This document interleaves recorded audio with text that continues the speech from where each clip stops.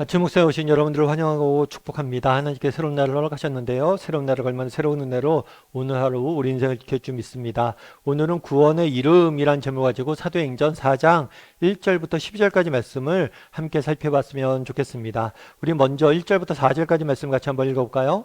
사도들이 백성에게 말할 때에 제사장들과 성전 맡은 자와 사두개인들이 이르러 예수 안에 죽은 자의 부활이 있다고 백성을 가르치고 전함을 싫어하여 그들을 잡음에 날이 이미 저물었으므로 이튿날까지 가두었으나 말씀을 들은 사람 중에 믿는 자가 많으니 남자의 수가 약 5천이나 되었더라. 예, 오늘 본문에 보면 사도들이 담대히 복음을 전하는 모습을 보게 됩니다. 약속대로 하나님이 보내주신 성령님이 임하게 되세요. 그런 다음에 이들이 입을 열어 말하기 시작하죠. 말하기 시작했을 뿐만 아니라 뭘 하세요? 뭘 했어요? 놀라운 기적도 일어나죠. 안진뱅이를 일으키는 놀라운 기적도 일어납니다. 하나님의 놀라운 역사가 일어나죠. 그런데 그러자 어떤 일이 있었다고 그랬어요? 제사장들과 성전 맡은 자들과 사두개인들이 뭐라고 했다고 그랬어요? 예수 안에 죽은 자의 부활이 있다는 백성들을 가르치고 전함을 싫어했다라고 이야기를 합니다. 반대에 직면하게 된 거죠. 사실 여러분, 우리 기대와 현실, 여러분 기대와 현실이 늘 같을까요? 다를까요? 기대와 현실은 늘 같지만은 않은 것 같아요. 신앙생활도 마찬가지죠. 여러분, 우리가 믿음을 가지면 어떤 생각을 합니까? 믿음을 가지면 그래도 만사형통하고 승승장구해야 되지 않을까? 이런 기대감을 갖죠. 성경도 마찬가지예요.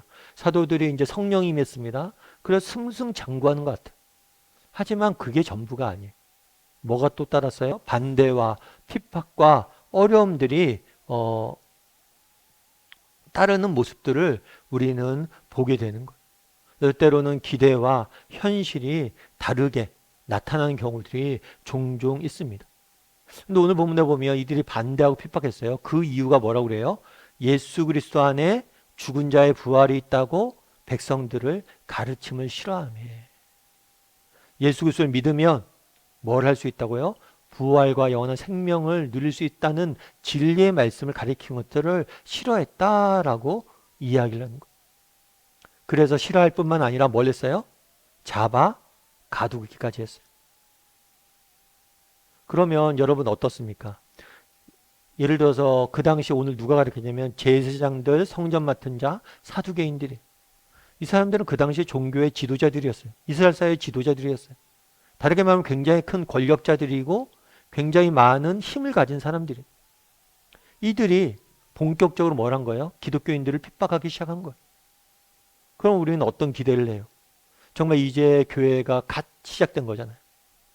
정말 12명의 제자들로부터 70명의 사람들로부터 기독교회가 시작해서 이제 며칠 큰 반응을 일어났어요. 그런데 엄청난 핍박이 일어난 거예요. 그럼 우리는 어떻게 돼요? 이렇게 가진 자들, 권력 있는 자들, 힘센 자들이 핍박을 하니까 이제 교회가 어려워지겠구나 라고 생각하기 쉽죠. 그런데 여기서 또 우리의 기대와는 또 달라요. 우리의 예상과는 달라요. 뭐예요? 말씀을 들은 사람 중에서 믿는 자가 많으니 남자의 수가 5천이 되었더라. 앞서 얘기했던 것처럼 우리는 승승장구할 걸 기대합니다. 그런데 승승장구할 걸 기대하지만 뭐예요? 핍박과 어려움이 따라요. 그럼 어떻게 돼요? 또 핍박과 어려움이 따르니까 망할 것 같죠. 그런데 오히려 뭐예요? 더 복음이 확장해져 가는 것을 보게 돼요. 이것이 기독교의 역사의 전체에 나타나는 현상이에요. 교회가 심어집니다. 교회가 성장을 합니다. 그런데 핍박이 있습니다. 그런데 이 핍박 중에서도 교회는 뭐예요? 확장되어지고 승리하는 것을 보게 되는 거예요. 여러분, 우리 인생도 마찬가지예요. 제가 종종 말씀드리죠. 제가 아는 중국에 나가 있는 선교사님이 계세요. 그 선교사님 만나면 늘 하는 얘기가 그거예요. 참 그 말이 제게 너무 좋아요. 왜 좋냐면 그분이 저한테 그래요. 승원아, 야, 하루하루는 너무 힘들다. 1년 1년은 너무 힘들다. 그런데 10년 이렇게 지나보면 그래도 하나님께서 복음을 확장하고 하나님께서 우리의 삶 가운데 일하신 게 너무 많더라. 하루하루는 힘들어요. 그런데 1년, 10년은 뒤돌아보면 복음은 확장되어져 가고 있다는 거. 우리의 믿음도 마찬가지, 신앙생활도 마찬가지, 우리의 개인의 삶도 마찬가지. 믿음을 갖고 열심히 우리가 신앙생활을 합니다. 하지만 하루하루 힘들지 몰라요. 어려움도 있을지 몰라요. 그날도 핍박이 있었잖아요. 그럼에도 불구하고 그 수가 더해졌다고 그러죠. 핍박이 있지만 여전히 우리는 뭐예요? 승리할 수 있는 거예요. 더 하나님께서 우리 가운데 일하고 계신 거예요. 여러분 안데르센 동화라고 알고 아시죠? 이 안데르센 동화 같은 경우에는 안데르센 같은 경우에는 동화의 아버지라고 불리는 분이세요. 그리고 특별히 안데르센이 지은 동화는 어른들을 위한 동화라고 할 정도로 동화하면 어린아이들만 주로 읽는 거잖아요. 그런데 어른들을 위한 동화라고 할 정도로 어른이 읽기에도 굉장히 인사이트를 주는 그런 내용들이 많은 동화예요. 그래서 안데르센 동화책 같은 경우에는 뭐 전 세계 수십 가지 언어로 뭐 번역이 돼서 사람들에게 알려지고 읽혀지고 있죠. 그만큼 많은 사람들에게 영향력을 준 분이에요. 그런데 이 안데르센이 이렇게 위대한 작가가 될 배경이 있어요. 그건 뭐냐면 이분이 원래는 집이 굉장히 가난했어요. 이 부모님들이 독실한 기독교 신자였는데 가난한 수송공이었어요. 그러다 보니까 수송공이라는 게 구두 수송공이나 큰 돈을 벌 수 있는 게 아니죠. 그러니까 늘 집이 가난했어요. 그러다 보니까 학교에 가서도 저거 쉽지가 않았대. 그래서 학교에서 친구들 부모님이 뭐라고 그러냐면 쟤랑은 놀지 말라고. 요즘 말로 하면 왕따를 당한 거예요. 야 저렇게 가난한 집 애들이랑 놀지 마. 요즘 우리나라로 그런 거 있잖아요.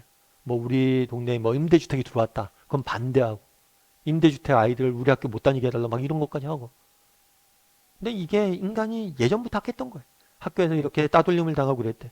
그래서 놀아줄 사람이 없었대. 그럼 놀아주면 집에 가서 혼자 놀면 되지. 근데 집에 와서 뭐 가난하니까 장난감도 없고 그러죠. 그런데 집에서 그 아버지가 좀 안타깝게 여겼던 것 같아요.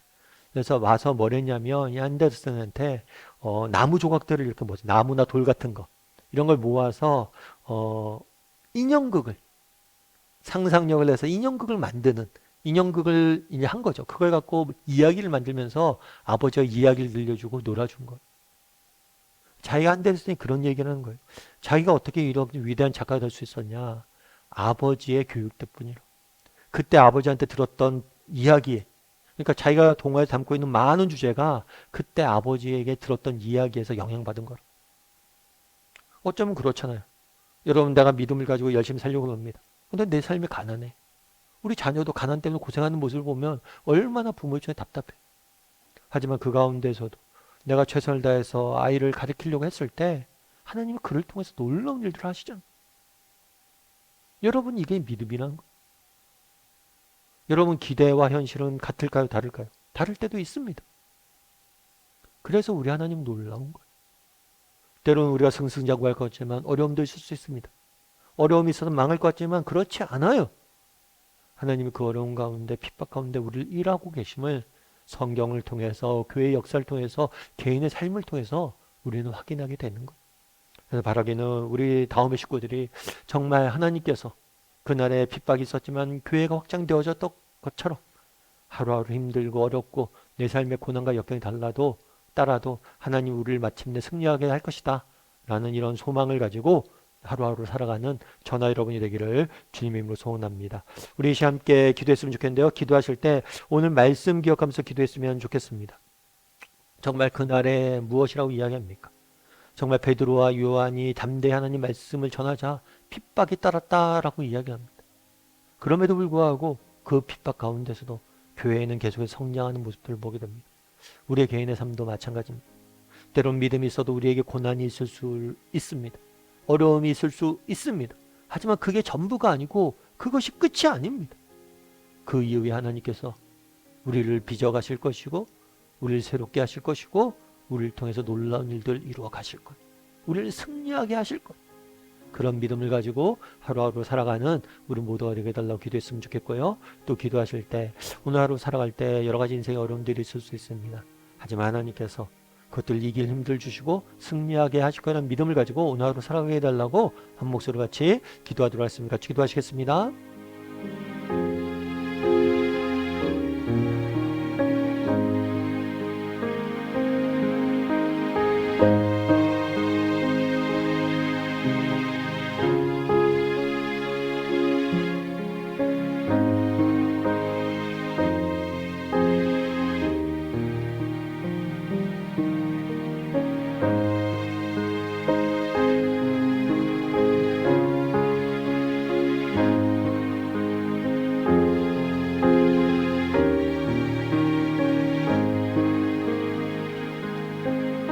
사랑의 하나님, 그날에 정말 교회에 핍박이 있었지만 그 가운데서도 교회가 확장되어져 감을 보게 됩니다. 정말 우리의 삶이 정말 믿음이 있다고 하지만 여전히 힘들고 어렵고 때론 우리가 감당하기 어려운 핍박과 고난이 있을 수 있습니다. 그럼에도 불구하고 여전히 하나님께서 우리와 함께 하실 것이고 우리에게 이길 힘을 주실 것이고 결국에 우리의 삶을 통해서 놀라운 일들을 이루어 가실 것임을 믿습니다. 핍박했지만 교회가 성장했던 것처럼 하루하루 힘들지만 돌아 10년을 보면 하나님께서 우리의 삶 가운데 많은 것을 행하셨음을 믿습니다. 그런 믿음을 가지고 날마다 하나님을 바라보며 나아갈 줄 아는 우리 모두가 될 수 있도록 주여 은혜를 더하여 주시옵소서. 아버지, 우리 중에 인생의 고난과 역경과 어려움 가운데 있는 분들이 있을 수 있습니다. 하나님, 그 사정을 우리가 다 알지 못하지만 누구보다도 잘 아시는 분이 하나님이시오니 하나님께서 그들에게 찾아가 주셔서 위로하여 주시고 새 힘을 주셔서 정말 주님이 주신 능력으로 승리할 수 있는 우리 모두가 될 수 있도록 주여 붙잡아 주시옵소서. 네, 감사드리며 모든 말씀 예수님의 이름으로 기도드립니다. 아멘.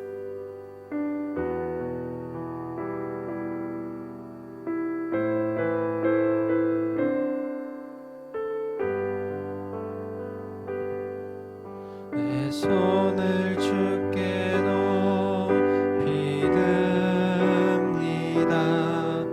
내 찬양 받으실 주님, 내 맘을 주께 활짝 엽니다. 내 찬양 받으실 주님,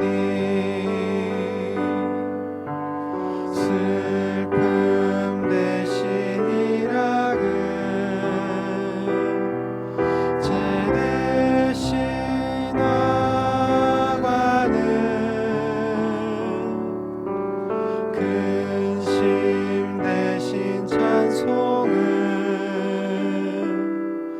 찬송의 옷을 주셨네. 내 손을 주께 높이 듭니다. 내 찬양 받으실 주님, 내 맘을 주께 활짝 엽니다. 내 찬양 받으실 주님, 슬픔 대신 일하금 죄 대신 화관은 근심 대신 찬송의 옷을 주셨네. 내 손